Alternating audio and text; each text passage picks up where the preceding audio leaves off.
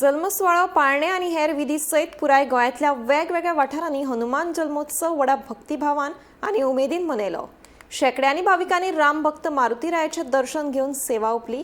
वेगवेगळ्या वाठारांनी श्री हनुमान देवळात फांतोडेच्यान जल्मोत्सवाक सुरवात जाली। कीर्तनकारांनी श्री हनुमान जल्माचेर कीर्तन सादर केलें। उपरांत श्री रामभक्त हनुमानाचो जल्म सुवाळो आनी पाळणे जाले। उपरांत आरती जाल्यो। शेकड्यांनी भाविकांनी रामभक्त हनुमानाचें दर्शन घेतलें।